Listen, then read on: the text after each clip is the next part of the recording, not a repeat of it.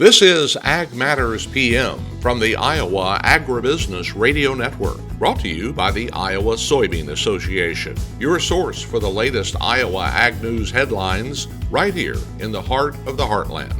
With reports from our award-winning team of Dustin Hoffman, Riley Smith, Mark Magnuson, and Andy Peterson. Now, from the IARN studios in Des Moines, here's Dustin. Hello, everyone, and welcome to Ag Matters PM from the Iowa Agribusiness Radio Network. I'm Dustin Huffman.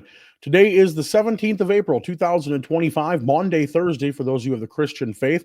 So glad you could join us here today. Coming up a little later in the program, we are going to talk with Ross Baldwin of agmarket.net to find out what happened in those closing numbers.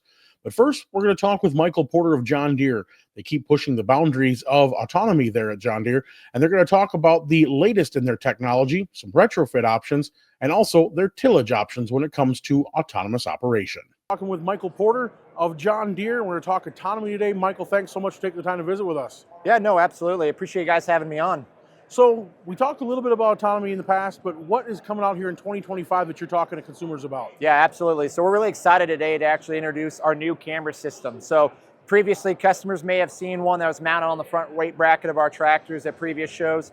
Now what we're talking about is our new camera system that integrates right into the cab line. So this is our new camera system that we're going to bring to market this year. Allows customers to go to a field with the autonomous tillage tool, go ahead, get out of the cab, and let the tractor take over and go and actually till that field while you go and do something else. What we're really excited about with this technology is it's not just something that a customer has to put on a brand new tractor. We're able to take this back to much older equipment, retrofit it onto those machines, and enable the customers really no matter where they are in the technology adoption cycle and new tractor, older tractor, to enable autonomous tillage on their farm. So really excited to showcase that retrofitability as well as the ability for the system, for the customers to go do something else, right? Bring it to the field, start it, go run the planter, go run the combine, go haul grain, go to a football game, whatever it may be, and all being able to do that with technology that we've had on the tractor for a long time. So that camera system is really just replacing you or I's eyes.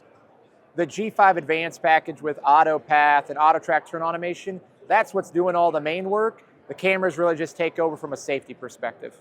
So I know one thing that was always a kind of a hiccup for autonomy was the end rows or the head rows. How has that been overcome with this system? Yeah, no, so I think a big part of it is the path planning side of things.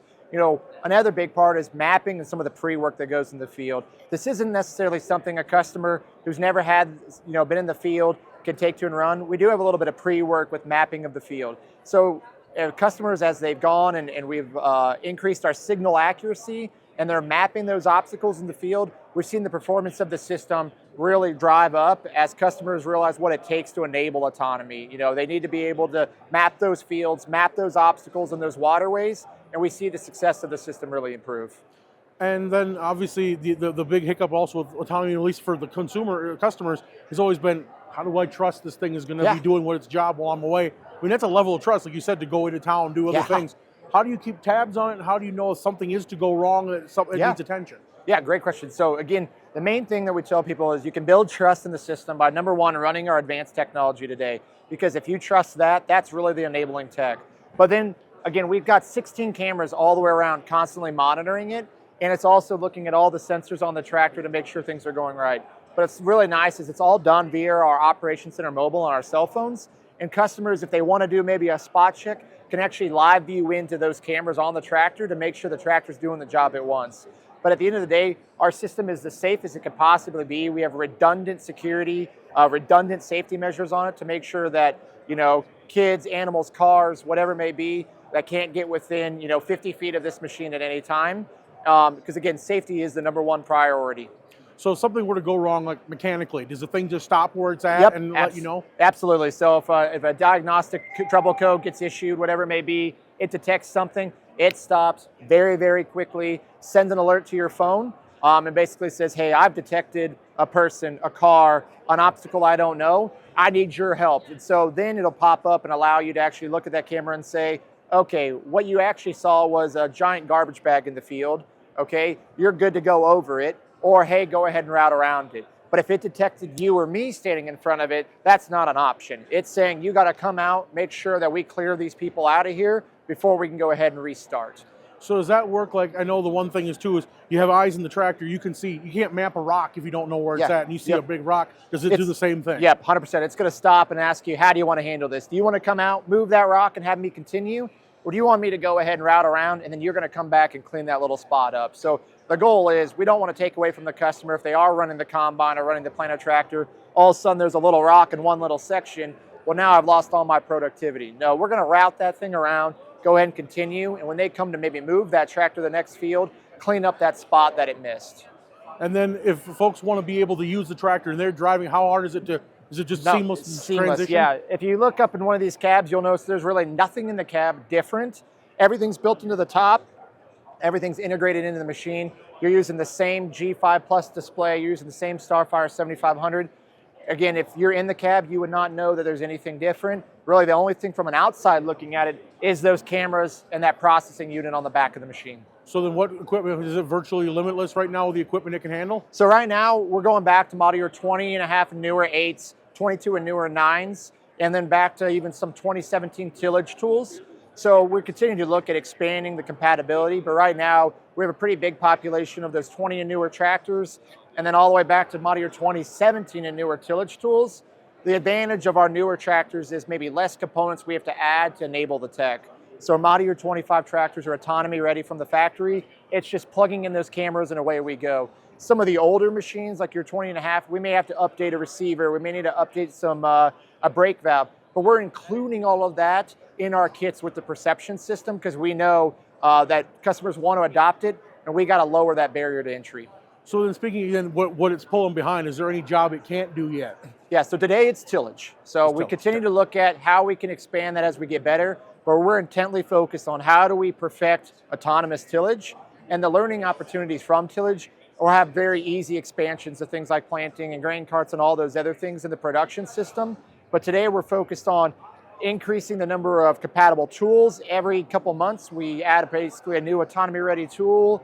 Even this year, we've introduced 3 new autonomy-ready tillage tools that from the factory can adopt technology like autonomy. So then we're going to go ahead and take a look at one of the tillage tools. Yep, absolutely. Okay.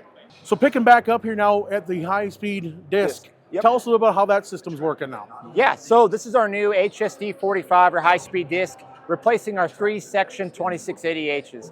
Customer told us they love the 2680H. They want to see some serviceability improvements on it, as well as some technology improvements. And I think we've delivered.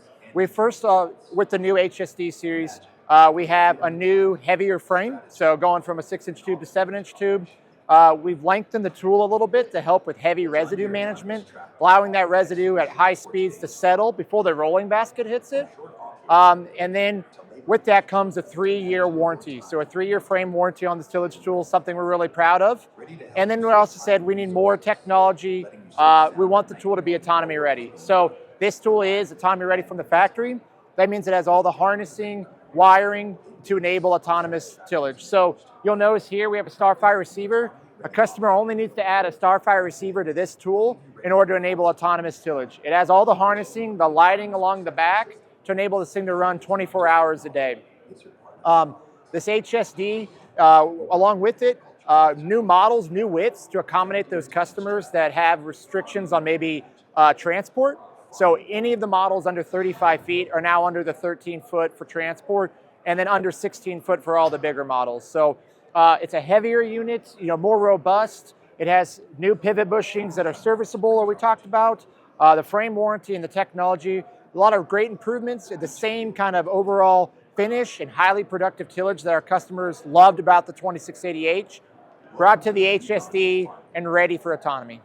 All right, so if folks want to learn more about the autonomy systems, whether it's on their tractors, retrofitting, or on the disc, what do they need to do? Yeah, first things first, start with your local John Deere dealer. They've got to see this equipment, learn all the training, and they're experts in this. And if not, Deere.com, we have a lot of information about the new HSD and our new autonomous perception system. That again was Michael Porter of John Deere.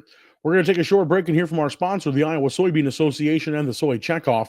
And when we come back, it's the closing markets with Ross Baldwin of agmarket.net. This is Ag Matters PM. Iowa Soybean Association is driven to deliver for Iowa's 40,000 soybean farmers. We're proud to provide objective agronomic research, a helping hand with soil and water stewardship, and timely industry news powered by the Soybean Checkoff. Learn more at iasoybeans.com.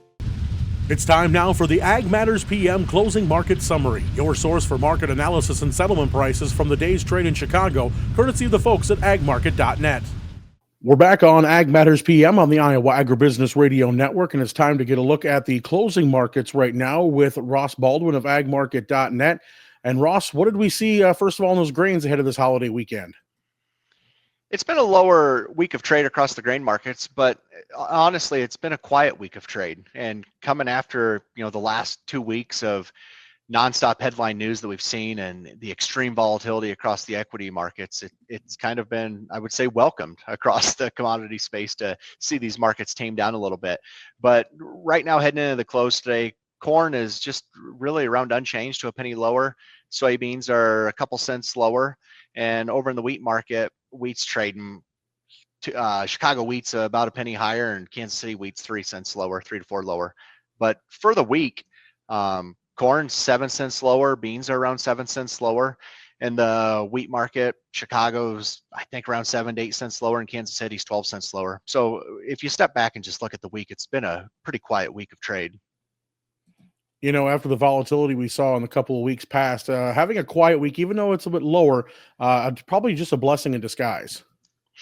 Exactly. I think a lot of traders across the grain industry and even the protein industry, I mean, it's a welcome sign. And even with the grain markets being lower this week, I do want to still, throw out there that, I mean, corn and beans still have strong stories to them. And it might not seem like that right now, as the bean market stays in this low to mid $10 range, but with the planning's intentions showing big corn acres, and there's the possibility of more corn acres moving forward. I think that that will come at the expense of less bean acres, and really heading into the growing season with the lack of bean acres that we have or are looking at, there's not much room for error on the soybean side of things. And even corn, I mean, the corn market with 95.5 million acres of corn, we still need a big yield to get a 2 billion bushel corn carry out for the new crop. And the old crop has a friendly story. The old crop stocks are tight, and they're likely getting tighter because our export pace has been so strong recently. We're well ahead of what the USDA's forecast, and that we should have to see that the old crop corn ending stocks work lower as the USDA increases exports. So, I mean, I wouldn't rule out that we can eventually see the old crop corn ending stocks get 1.4 billion bushels or less. And so that even throws in, that comes off the new crop balance sheet down the road. And that also throws in there that there's not a lot of room for error on the corn side of things either. All right. And then looking at the livestock side of things, those cattle and hogs, what do we see coming out of there to finish up the week? Very strong. A very strong week across the cattle and hog markets. Live cattle ended the week. A lot of the contracts were over $7 higher on the week. And over in the feeder cattle market, feeders were little over $8 higher on the week. So very, very strong week. And the biggest thing is the cattle market really fell victim to what the outside markets were doing here over the last couple of weeks. The managed money crowd has been piling into the long side on cattle, rightfully so, with the strong fundamentals we've seen. Strong cash fat markets, cash feeder market's been strong, and they've been holding big long positions. And so the last 10 days across the equity markets, when we've seen those meltdowns due to the trade war, I mean, it was a risk-off sentiment across all the markets. But when you have the managed money crowd holding these big positions that they have across cattle, it's not a shock that cattle saw the selling pressure that they did. But once that news is settled down, and really last week, feeder cattle held major support early last week around the 100-day moving average, and it was last Wednesday when June live cattle held major support their 100-day moving average. Cattle found very good support there, and they've been working higher ever since.